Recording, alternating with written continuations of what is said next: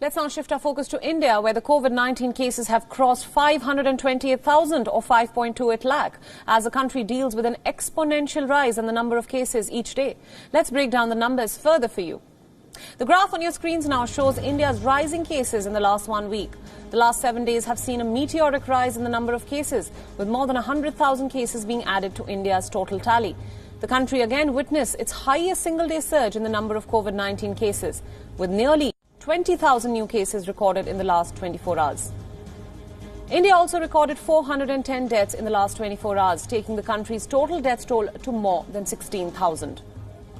In terms of hotspots, Maharashtra continues to remain a huge concern.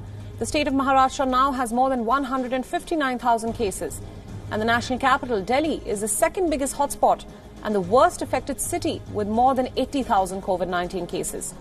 Tamil Nadu, which is the third worst affected state, has more than 78,300 cases.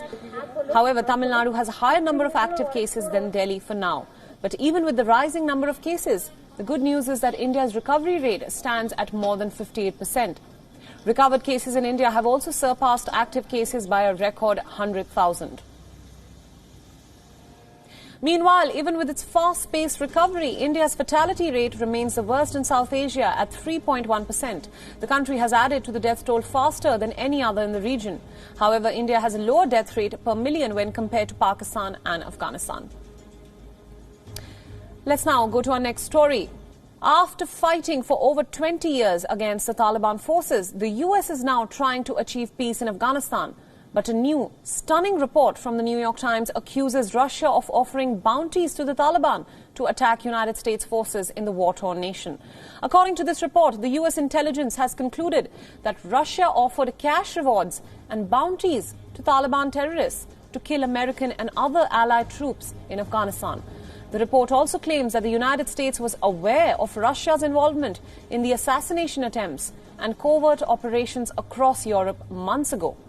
It is believed that Islamic terrorists closely associated with Russia collected their bounty cash and carried out several attacks against the US.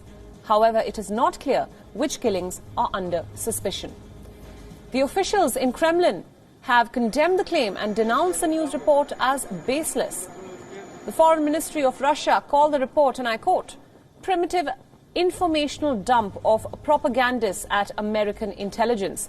In Washington, D.C., the Russian embassy also took to Twitter and hit out at the New York Times and accused the publisher of producing fake news.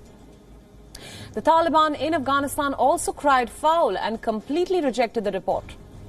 In a statement issued by Taliban's leadership, it said that Islamic Emirates' war against the U.S. is not indebted to benefit any intelligence agency or foreign nation. However, the leadership also reiterated that it was committed to the peace deal and was expecting the withdrawal of all foreign forces from Afghanistan.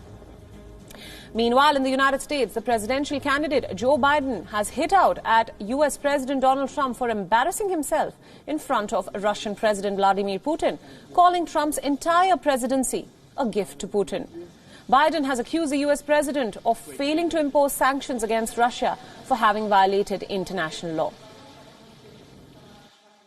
Donald Trump has continued his embarrassing campaign of deference and debasing himself before Vladimir Putin. He has this information, according to the Times, and yet he offered to host Putin in the United States and sought to invite Russia to rejoin the G7. His entire presidency has been a gift to Putin, but this is beyond the pale. It's a betrayal of the most sacred duty we bear as a nation, to protect and equip our troops when we send them into harm's way. America's longest-running war has been in Afghanistan.